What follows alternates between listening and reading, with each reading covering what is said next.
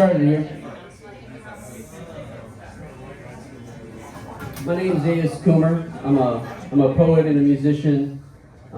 We've been doing this poetry reading and open mic for a couple of years now. It's always been a safe space for poetic expression. This isn't a place for bigotry of any kind. There will be no jeering or heckling. We are a supportive community. Please don't heckle each other. Though we don't believe in censorship, content warnings for especially sensitive material are appreciated. There's an open mic sign-up sheet over here. The way we do it is 3 poems at a time, and depending on how much time, we might do 2 rounds. We had 2 features tonight. I'm one, and the best poet in the house, my mama. Right. So Sherry Coomer is a 66-year-old woman who lives on a quiet country lane next to a sweet river with her little dog Joy and 2 once feral, now spoiled cats. She has been writing about her life and her feelings most of her life, but does not consider herself a poet. She is, and is not a published writer. She will be. She writes in an attempt to make sense of things, including herself. Sherry has been employed in the field of addiction treatment for 35 years, and her love for her work is second only to her children. She has 2 beautiful boys. Well, that's stretching it. Beautiful. She has 2 boys who are the joys of her life and 2 fantastic daughters that they gave her. Sherry seeks joy wherever she can find it, in people, in nature, and in writing. Everybody, Sherry Coomer.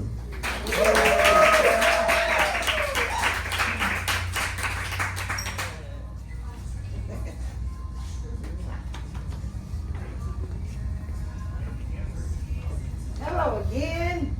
Hi. I'm really not a poet, but I appreciate y'all having me. And I really feel honored to be here with my kids. That's the best thing. That's the reason I started coming. And honestly, at first, I really didn't enjoy it that much. It was kind of weird for me. Well, I mean, I'm just telling the truth, because I always do. But I have really come to love this group of people. So diverse and intelligent, and every single person just has this heart that I really have come to love. And so I appreciate you listening to me. I did not time myself. I just picked out some things I thought that y'all might want to hear. And so I told Drew just to get the hook when my time's up. And yeah, I'm glad we have the rules of no jeering and throwing tomatoes and stuff. Yeah. So the first thing I want to read is about my grandmother. Her name was Catherine. And I've learned some really amazing things about her this week. It made me look at her as an adult person instead of my grandma. And so I wrote this for her in 1988.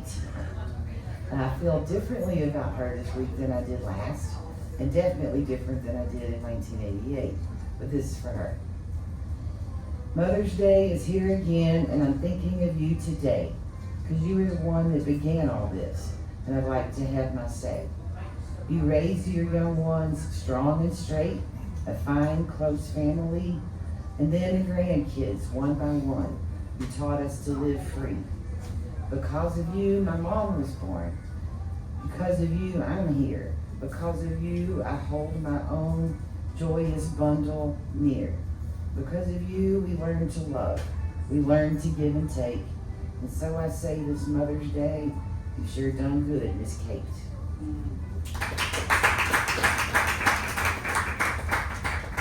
All right, let's see.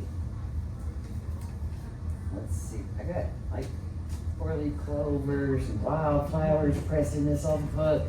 And this is my old one. I also brought some new shit. New shit. This one, let's see, 2021. I wrote it in 2021. And I was writing stuff, and I didn't know I was supposed to title stuff. So most of these don't have titles. My son says, Mama, your times were so wild. I say, son, they sure were. Sit down for a while. I begin to recall all the history I've seen, and I share with him briefly his mama's old scene. I remember the day we first walked on the moon and the day that John Lennon was taken too soon. I've seen Haley's Comet and storms of all types. I was listening to country before all the hype. I was there for the tears when John Kennedy died. And before that, from Cuban missiles we'd hide. Our phones were not smart, they were attached to the wall. And all this before I was 3 feet tall.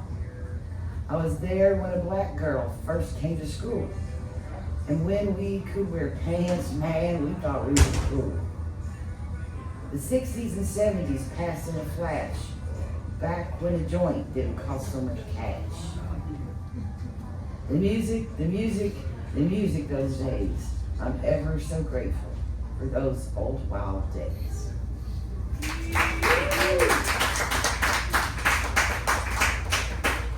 All right, let's see what else I chose. Yeah, I really do live on the Nolan River. I mean, like you can almost cast off of my deck. And so I write a lot about water and egrets and herring, turtles and fishing, and we've spent a lot of time in the water. It heals me just to be around it. And when I feel really upset or anxious, I go into the river, and it's my church. It's my church. So I am a river, ever flowing to the sea. Sometimes loud, sometimes quiet. If you listen, you'll hear me. Singing, ever flowing, over rock and under tree. Sometimes dark and sometimes sparkling. If you look, you'll see me. I am a river quietly trickling. I am a river raging wide. Traveling homeward, be still and quiet. You'll feel me. I was going to say,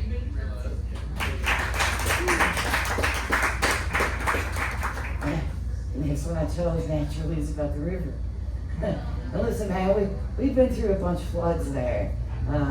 3 different times it's gotten my little cabin where we raised our boys while we were building our house. And so living on the water is not all peaceful, but my backyard always looks different. So this one was 2020. The river's in the yard again, singing loud and clear. The leaves are gone to the Gulf again. I did it another year.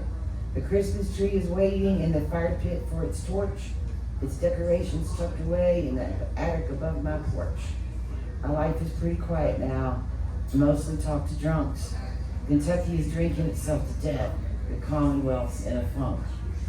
I'm patient and I take quiet care of my home and my riverbank. My animal companions from my side have never shrank. I'm still very able to have some fun. I travel when I can, but mostly I'm content at home on the porch sitting under the fans.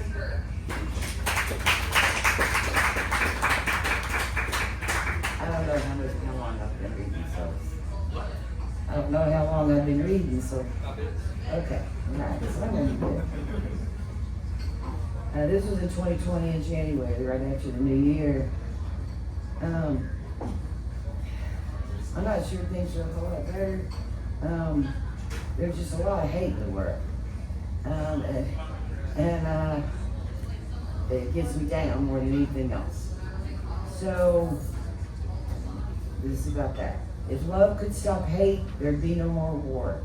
If love could stop lust, there'd be no more wars. If love could cure sickness, we'd have no disease. If love could take flight, we'd all have our wings. If love were the cure-all for each of our woes, we'd be singing and dancing and up on our toes. Now you can see what I'm trying to say. I think love's the answer to get through these days.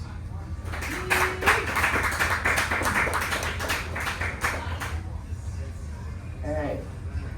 This one actually was an assignment from Drew to write about betrayal. This was way back when I first started coming to poetry. And so it's about betrayal. It was March 2024. I titled it. So I was evolving, right? I was evolving. And I named it 30 Gifts.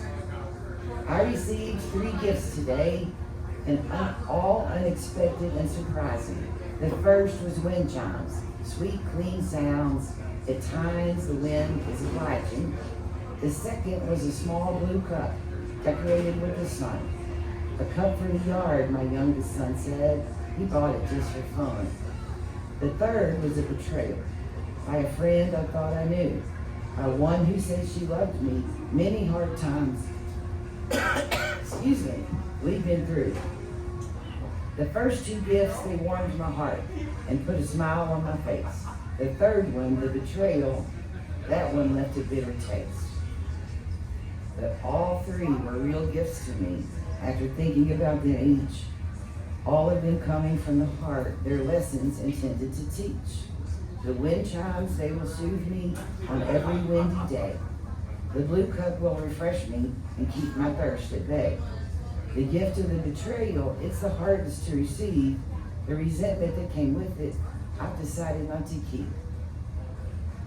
See, people all love differently. It's important that I know the ones to keep close by me and the ones to just let go.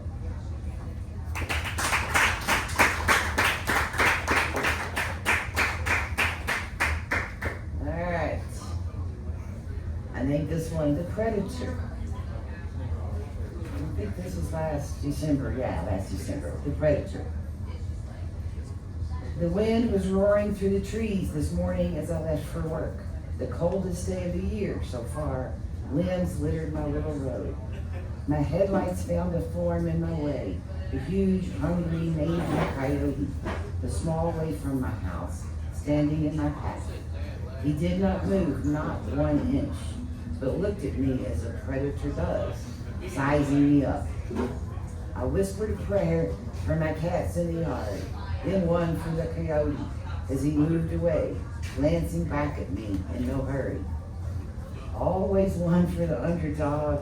I wanted to help him, but my past has taught me help for a predator means danger for me. We both just kept moving, but his hungry eyes still haunt.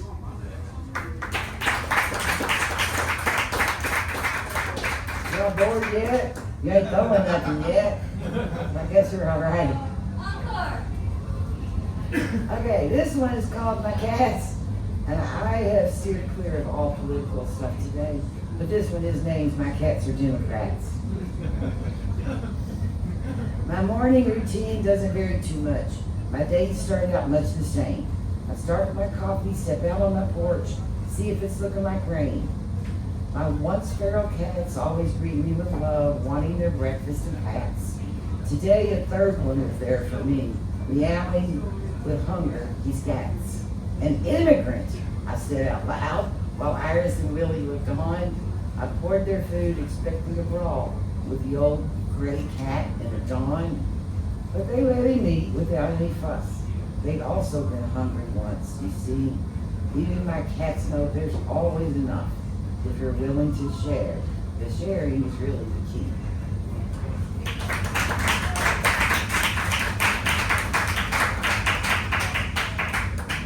Alright, I actually wrote these last week. This one is called Hard Days. I wrote it the day before 9/11 this year, so last week. These are hard days. Hard to get through, hard to see, hard to hear, hard to feel. Through anxiety that skyrockets, I try to search for the good. I sit with my hummingbirds. I admire their nonchalance, admire their sweetness, admire their courage, preparing for a journey they look forward to taking without fear.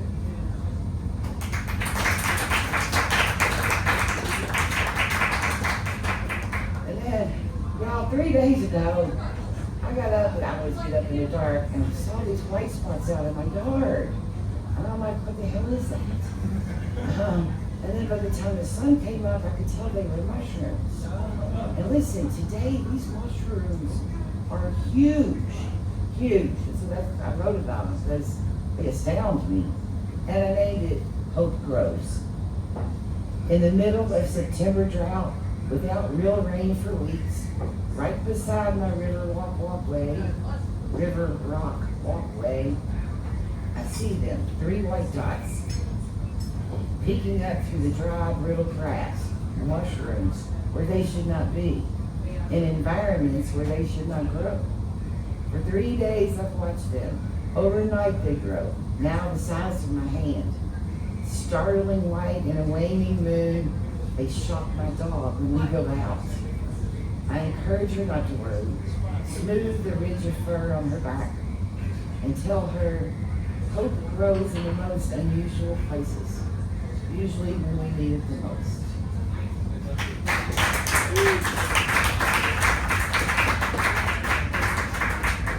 Okay, last one, good. I actually wrote this yesterday. New shit. New shit, yeah. I didn't title it though, because yesterday was a different day. Wasn't doing so well yesterday. That's how it starts. I'm not doing so well these days. So much hate. So much hate. I write and I march and I resist. I cry and I worry and I pray.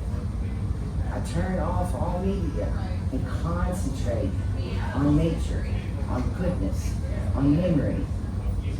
I get as many hugs as I can from people I love and who love me. I go outside barefoot. I sit in the shade to tamp down the feelings of doom and worry. I leave my phone in the house. Thank you all.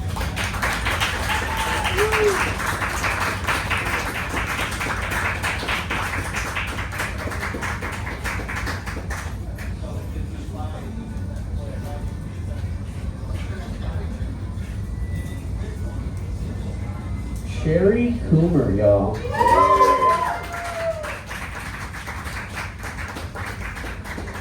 Alright, I'm gonna read you mostly new stuff. New shit. Yeah. So if you hate it, I'm sorry. This one is a song that I wrote for my mom on her birthday. You taught me how to open the gate, took me to a meadow like an eye of still air, where we could crack spines and move, while sitting hungry cranes still in the wake of crashing ships, in the glare of flares, burning prayers, and you are a lighthouse for the unglued and desperate, lost in the tumultuous waves of trees and desperate, lost and clinging like the last leaf on a dead limb deep in the depths of late autumn, where people will do just about anything to keep warm. A benevolent Karen in reverse, you sweep up cast-offs and flotsam and usher them to the new home they learn to form from the scattered stained glass of their lives, a mosaic chapel built one day at a time.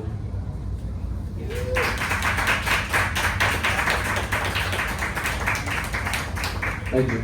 This one's called Primrose Hill. I would have been there for you, Sylvia, with my last match and the fattest joint you ever seen.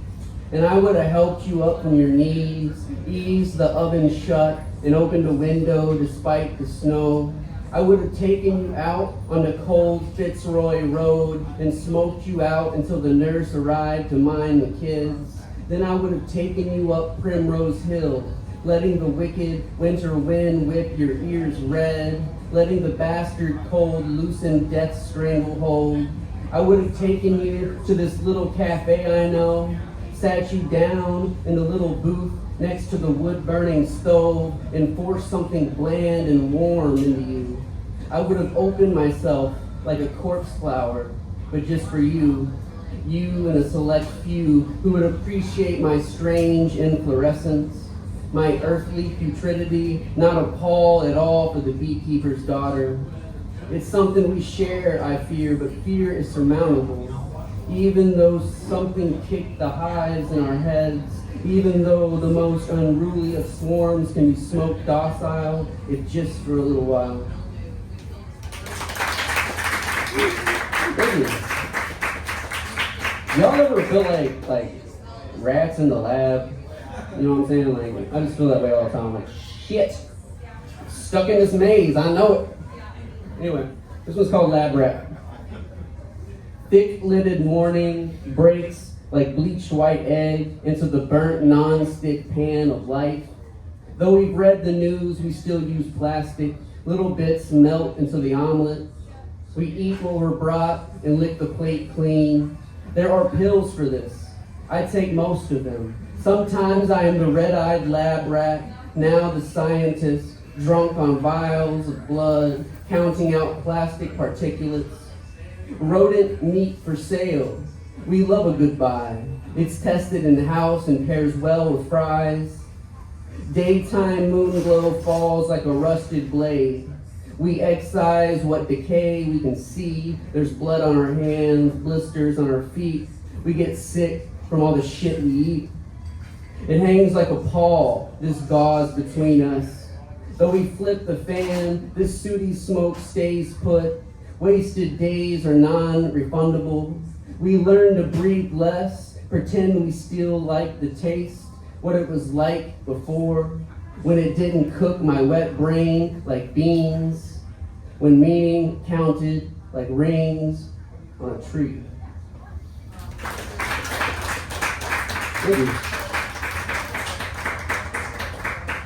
This one's called Wrecked and Reckless. I rode the line until it got blurred by rain, pain, and wrecked automobiles. I, a passenger behind the wheel, fighting for my life, steeled by a solitary steel reserve, just enough to stave off the shakes. And I don't know whose car this is, but I do know it ain't shit for brakes. I feel like I've been hydroplaning all my life, and tonight ain't no different. Screaming and spinning, no longer sure which way is up, which way is ahead. Just an endless black on black with a back-breaking crash, coming down like the reaper's swinging scythe. I've known roads so forgotten they never got paved. And with this much heartache, it's hard to get traction. The easiest ease into the turn. On some nights, I forget to wear my seatbelt and let go of the spinning wheel. And some days might as well be nights, and sometimes they are.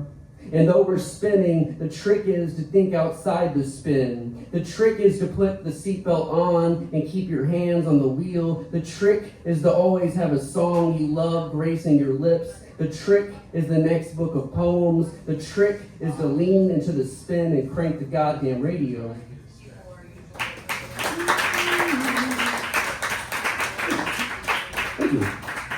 This one's called Palm Muted Rain. Send off with chapped lip kisses and be safes. Long, tremulous hug, then fleet-footed heartbreak makes off with the last of our everything. And I sing the song neglected. I praise in heretic psalm. I palm mute worlds and tickle the heartstrings of the world's last blue guitar. And take this last solo with as much heart as I have left, which should be enough. But I've never been much good with math, money, or music theory. And I've taught myself how to play, and I play by ear and I feel full only in snatches. I carry more me in rings round my chipped hips, tree ringed around my creaky cedarwood mind. I pulp the hardwood there and bend my notes like saplings in a hurricane, and push the tubes of my life's amplifier until they break up like ice flows in warm spring rain, fuzzing the sound, dissipating purple Arcus clouds, but nothing can stop the rain. No, nothing can stop the rain. So twist off harmonies and intricate spiral staircases of descending scales, taking particular pains to wail out something nasty with the seventh chord of southern night bonfires. The constellations of hope in our eyes burn, Blake's big cat bright, Christopher Smart's holy cat Joffrey Ars Poetica, a living baptism in poetry and melody, and the irrationality of life's song juts out a strut we're slow to follow, but not too quick to forget. And though my strings be rusty and my neck bowed, I think this is a song we've all come to know, though not everybody chooses to sing.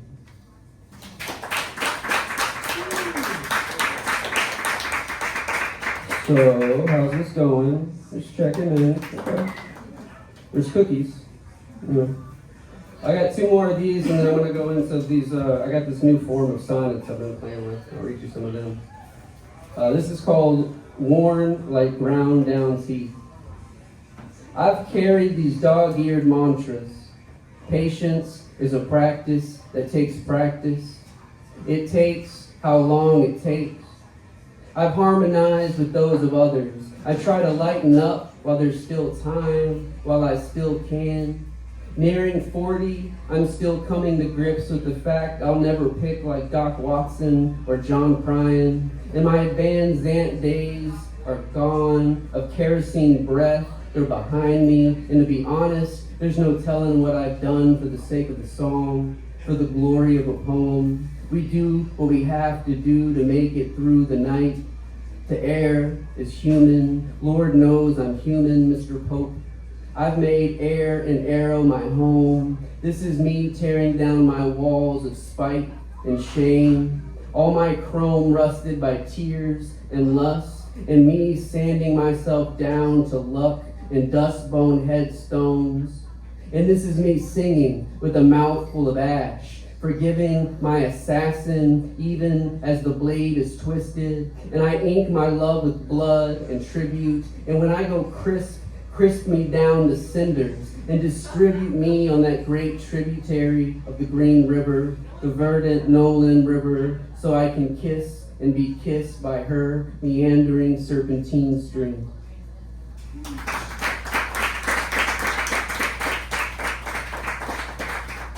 That's sweaty. All right, this one's called Death and Weather. These tired days, clock tick, head lost, guillotine, August clears her throat and sighs. These devoured hours settle like hip fat. Smear blood on notepad, translate sick heartwood, hunting down the word, the line, the stanza. Stacked cards in the wind, steepled peopled hands, cast shadow puppets on the damp cave walls, harmonize with the syrupy laugh track. The only things free are death and weather. Weather what you can and stare down the sun. Thank you. So I've been playing around with sonnets lately, kind of keeping the idea of 14 lines, but I've been doing no real rhymes, just counting syllables. So I'm writing sonnets in mostly tercets. So you got 5 syllables on the first line, and then 10 on the second and third line, and it repeats until you get to that, and it still ends with a couplet. Clay turned me on as syllabic, so these poems are his fault. Right. I didn't name any of them. This one's about this guy that lives in the woods by my house. I swear I've seen it. I gotta tell you about it. It's crazy. He lives in the woods, stole a bike from the Ferguson's front porch to take him from here to Four Corners.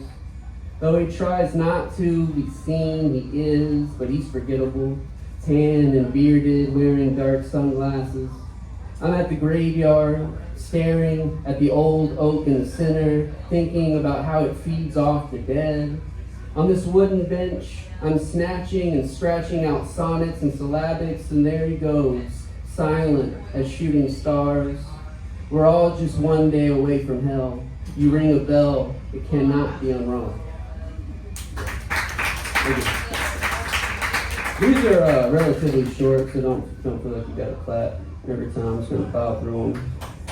There we go. Just continuous clap the whole time. My bad. You do you, boo-boo.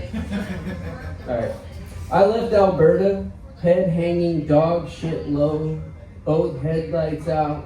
I found God in a truck stop bathroom stall. Shaky hangovers, days squeezed like rings in a tree or a vice. Chunky cough-ups and cheap beer spillovers. Everything hurt then.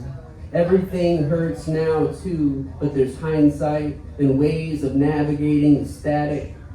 Pushed up against rock, my heart in the black hole of my liver, one way in, one way out, day in, day out. It doesn't get easier, just different. The living is hard, dying is easy.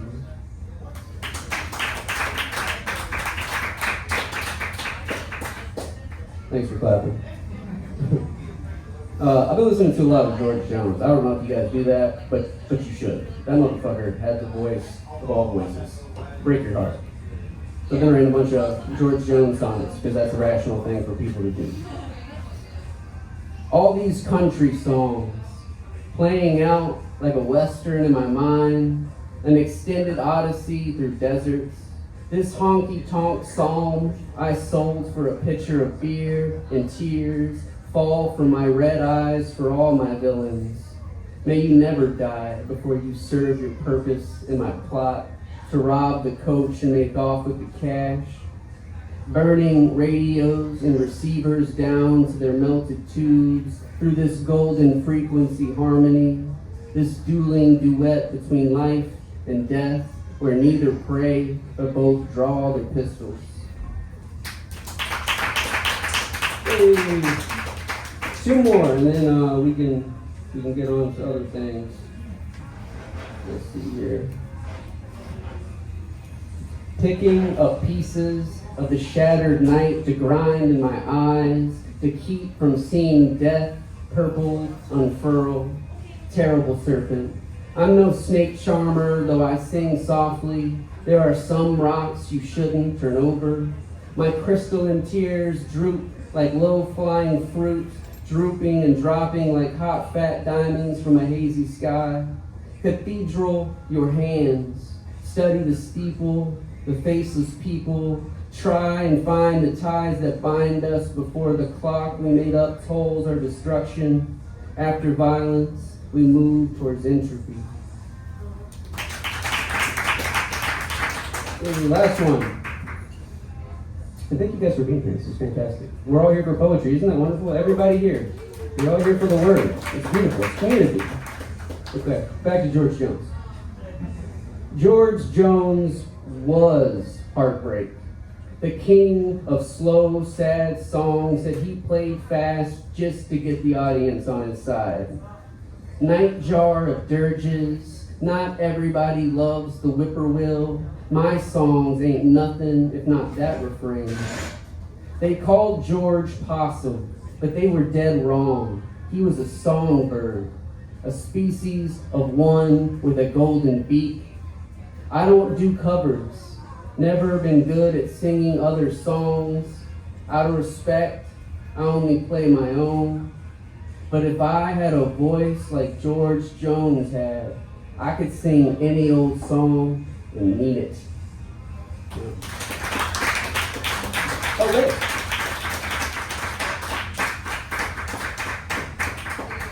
Hope you guys are ready to read some poems. But first up, we got John Compton. Everybody, John Compton.